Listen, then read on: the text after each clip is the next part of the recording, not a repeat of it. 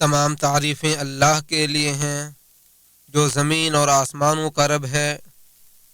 اسی کے ہاتھ میں ساری بھلائیاں ہیں، اسی کے عفو و رحمت سے برائیاں اور سزائیں ٹلتی ہیں۔ وہی وہ ذات ہے جو توبہ قبول کرتا ہے اور گناہوں کو معاف فرماتا ہے۔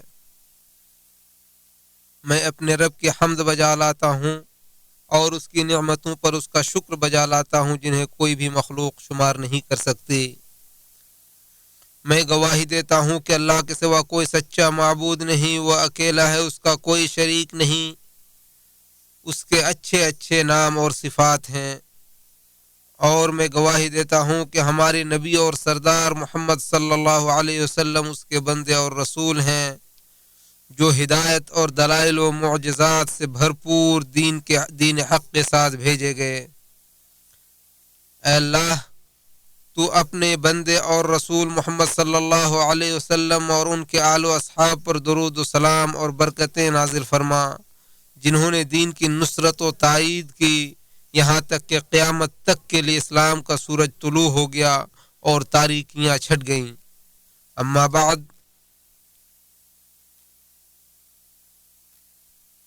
اللہ کے بندو، اللہ سے ڈرو، اللہ کے بندو اللہ سے ڈرو، کیونکہ اللہ کا تقوی سب سے بہتر چیز ہے جسے انسان اپنی زندگی میں حاصل کرتا ہے اور جسے اپنی موت کے بعد کی زندگی کے لیے بھیجتا ہے۔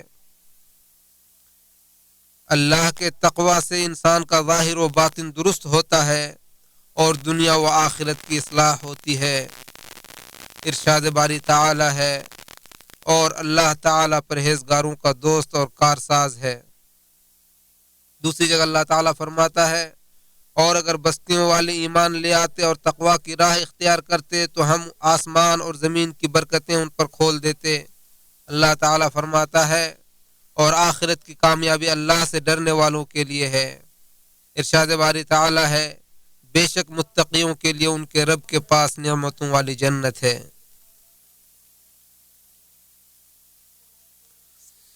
یقیناً تقوی تمام بھلائیوں کی ضمانت اور تمام سزاؤں سے حفاظت کا ذریعہ ہے، اور اس سے بڑھ کر کوئی کامیابی نہیں اور نہ ہی اس سے بڑا کوئی درجہ ہے۔ ارشاد باری تعالی ہے، ایسی ہی کامیابی کے لیے عمل کرنے والوں کو عمل کرنا چاہیے۔ اے لوگو،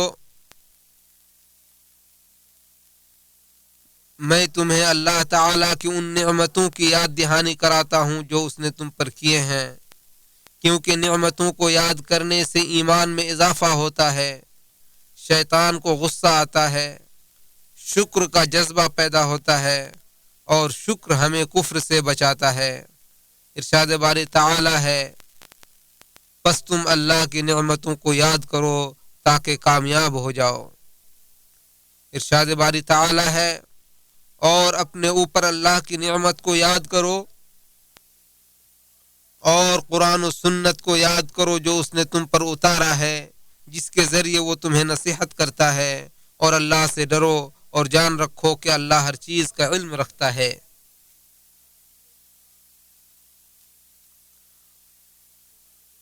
اور جب نبی صلی اللہ علیہ وسلم نے سورہ جن کے نزول کے بعد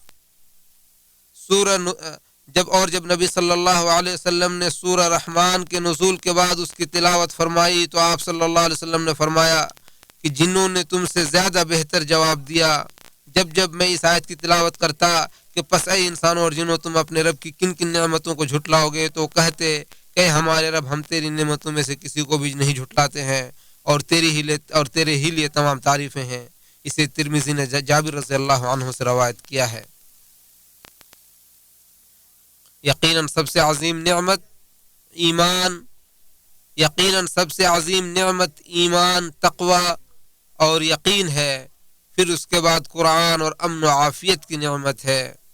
ابو بکر رضی اللہ عنہ سے روایت ہے کہ رسول اللہ صلی اللہ علیہ وسلم نے فرمایا، تم لوگ اللہ تعالیٰ سے معافی اور عافیت کا سوال کرو، کیونکہ یقین کے بعد عافیت سے بڑھ کر کوئی نعمت کسی انسان کو نہیں دی گئی۔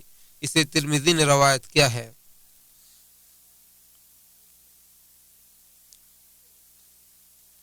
امن کی نعمت اللہ تعالیٰ کی عظیم ترین نعمتوں میں سے ایک ہے. ارشاد باری تعالیٰ ہے اور یاد کرو جب تم تھوڑے اور زمین میں کمزور سمجھے جاتے تھے اور ڈرتے تھے کہ کہیں لوگ تمہیں اچک لیں گے تو اللہ نے تمہیں پناہ دی اور اپنی خصوصی مدد کے ذریعے تمہیں قوت پہنچائی اور پاکیزہ اور حلال چیزیں کھانے کے لیے دیں تاکہ تم شکر گزار بنو. دوسری جگہ اللہ تعالیٰ فرماتا ہے کہ پس اس نعمت کے شکر کے لیے انہیں چاہیے کہ اس گھر کے رب کی عبادت کریں جس نے انہیں بھوک کو دور کرنے کے لیے کھانا دیا اور خوف سے امن دیا.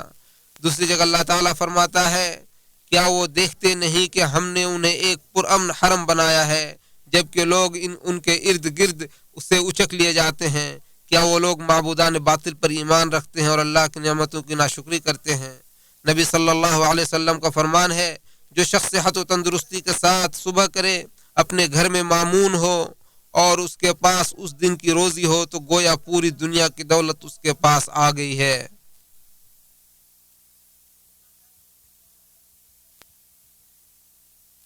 اسے ترمذی نے روایت عبید اللہ بن محسن انصاری سے روایت کیا ہے اور اسے حسن کہا ہے.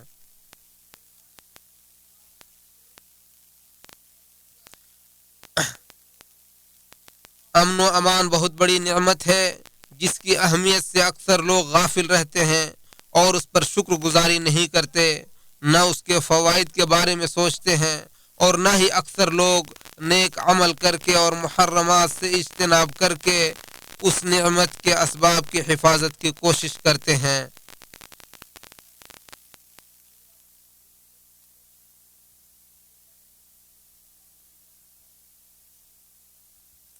امن و امان کی نعمت دنیا کی رونق ہے اور جن مصلحتوں منفعتوں اور امیدوں کے ختم ہو جانے سے انسان ڈرتا ہے ان کی حفاظت کا ذریعہ ہے.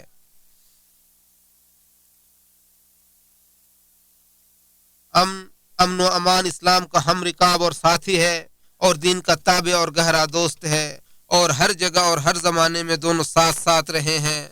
جہاں جہاں اسلام داخل ہوا وہاں لازمی طور پر امن و امان کی نعمت بھی عام ہوئی. خباب بن ارت رضی اللہ عنہ سے روایت ہے وہ فرماتے ہیں کہ میں نبی صلی اللہ علیہ وسلم کے پاس آیا اس حال میں کہ آپ صلی اللہ علیہ وسلم خانہ کعبہ کے سائے میں ایک چادر پر سر رکھے لیٹے ہوئے تھے. ان دنوں ہم نے مشرکین سے بہت زیادہ تکلیفیں جھیلی تھیں تو میں نے کہا اے اللہ کے رسول کیا آپ ہمارے لیے دعا نہیں کریں گے، کیا آپ ہمارے لیے اللہ سے مدد نہیں مانگیں گے؟ تو آپ صلی اللہ علیہ وسلم نے فرمایا کہ تم لوگ جلد باز قوم ہو، تم سے پہلے جو امتیں گزری ہیں ان میں سے کسی کے بدن کو لوہے کی کنگھی سے چیر کر گوشت اور ہڈی الگ کر دی جاتی تھی لیکن یہ عذاب بھی انہیں ان کے دین سے نہیں پھیر پاتا تھا. قسم ہے اس ذات کی جس کے ہاتھ میں میری جان ہے اللہ تعالیٰ ضرور اس دین کو پورا فرمائے گا یہاں تک کہ ایک سوار صنعاء سے حضرموت تک تنہا سفر کرے گا اور اس کو سوائے اللہ کے اور اپنی بکریوں پر بھیڑیے کے کسی اور چیز کا خوف نہ ہوگا. اور نبی صلی اللہ علیہ وسلم نے عدی بن حاتم رضی اللہ عنہ سے فرمایا قسم ہے اس ذات کی جس کے ہاتھ میں میری جان ہے اللہ تعالیٰ ضرور اس دین کو پورا فرمائے گا یہاں تک کہ ایک عورت تنہا سفر کرتے ہوئے حیرہ سے کعبہ تک آئے گی اور اسے اللہ کے سوا کسی اور چیز کا خوف نہیں ہوگا. حاتم فرماتے ہیں کہ میں نے خود اس پیشین گوئی کا مشاہدہ کیا ہے.